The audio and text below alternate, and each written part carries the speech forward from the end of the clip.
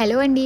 ఈరోజు మన లియో గాడికి గ్రూమింగ్ చేపిద్దామని బయటికి తీసుకెళ్తాము. వీడికి బయటికి వెళ్ళడం అంటే ఎంత ఇష్టం అంటే ఎక్కడలేని ఉత్సాహంతో వచ్చేసిద్ది. ఇంకా కారులో పిల్లల దగ్గరికి నా దగ్గరికి అటు ఇటు తిరుగుతూ ఉంటాడు.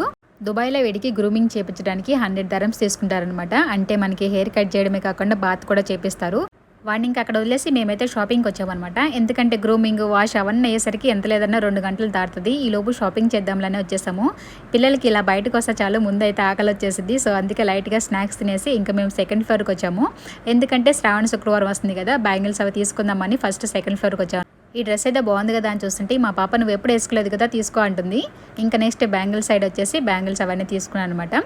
ఇక్కడ షాపింగ్ అయితే ఫినిష్ అయింది. ఇప్పుడు మనం ఫస్ట్ ఫ్లోర్కి వెళ్ళి వెజిటబుల్స్ కూడా తీసుకుంటే పని అయిపోతుంది అనమాట. చూడండి, నాకు ఇక్కడ గోంగూర కనిపించింది. అరుదుగా కనిపించేది కాబట్టి అదృష్టంలాగా భావించేసి ఒక 3 కట్టలు తీసుకున్నాను. డాగ్ని అక్కడ వదిలి 3 గంటలు దాటుతుంది. ఇప్పుడు వెళ్ళి చూడాలి. వీడి పని అయితే అయిపోయింది. ఇంకా మన కోసం వెయిట్ చేస్తున్నారు వీళ్ళు ఎప్పుడొచ్చి తీసుకెళ్తారా అనేసి. వీళ్ళు ఏదో ట్యాబ్లెట్ వేయాలన్నారని ఇంకా లోపలికి తీసుకొచ్చానమాట. వెయిట్ అవి చెక్ చేసి కొంచెం వేడి తక్కువ ఉంది, ఫుడ్ బాగా పెట్టినట్టుంది. సో మేమిద్దరం ట్రై చేసాం కానీ మా వల్ల అయితే కాలేదు. వీడిని మమ్మల్ని చూడండి ఎలా గెరగెర తిప్పేస్తున్నాడు నోట్లో ట్యాబ్లెట్ వేయడానికి. ఇంకా తన వల్ల కాక డాక్టర్ అంట వెట్ట దగ్గరికి పరిగెత్తింది. ఇంకా వాళ్ళిద్దరు కలిపి బలవంతంగా వేసేశారు. వీడి గ్రూమింగ్ చేసే ఖర్చు చాలదన్నట్టు వచ్చినప్పుడల్లా వామిటింగ్, డైజెషన్ అంటూ ఏదో ఒకటి ట్యాబ్లెట్ ఇంజెక్షన్స్ ఇచ్చి మన ఖర్చు పెంచుతూ ఉంటారు వీళ్ళు.